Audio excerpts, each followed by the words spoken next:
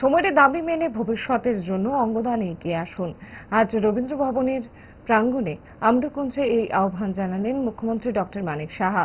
15তম অঙ্গদান দিবস উদযাপন উপলক্ষে এখানে আয়োজিত হয়েছিল এক কর্মসূচি। রাজ্য স্বাস্থ্য দপ্তরের উদ্যোগে আগরতলা সরকারি মেডিকেল কলেজ এবং জিবিপি হাসপাতালের ব্যবস্থাপনায় আয়োজিত কর্মসূচির উদ্বোধক ছিলেন মুখ্যমন্ত্রী ডক্টর মানিক সাহা।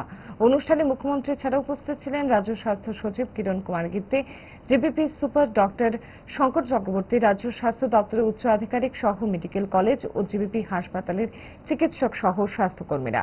অঙ্গদান মহৎদান, সময়ের দাবি মেনে ভবিষ্যতের জন্য অঙ্গদানের আহ্বান নিয়ে শহরে অনুষ্ঠিত হল পদযাত্রা। এ উপলক্ষে আয়োজিত সভায় বর্তমান সময়ে অঙ্গদান ও অঙ্গ প্রতিস্থাপনের গুরুত্বপূর্ণ আবশ্যিকতা তুলে ধরেন মুখ্যমন্ত্রী ডক্টর মানিক সাহা। আজকের এই যে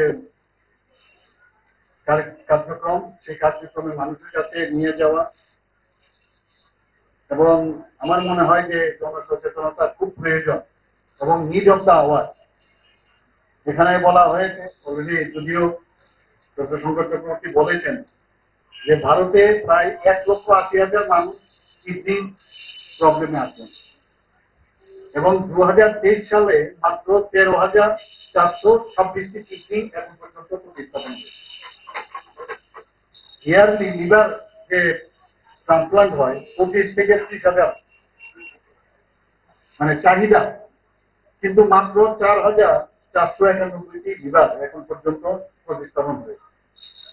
আমি যারা অঙ্গদাতা এবং তাদের পরিবারের প্রতি আমার গভীর শ্রদ্ধা আমি জানাচ্ছি এবং যারা আগামী দিন এই বিষয়ে সামনে এগিয়ে আসবেন আমি তাদেরকেও আমি স্বাগত জানাবো এবং তাদেরকে আমি ধন্যবাদ আমি দিতে চাই, শ্রদ্ধা জানাতে চাই।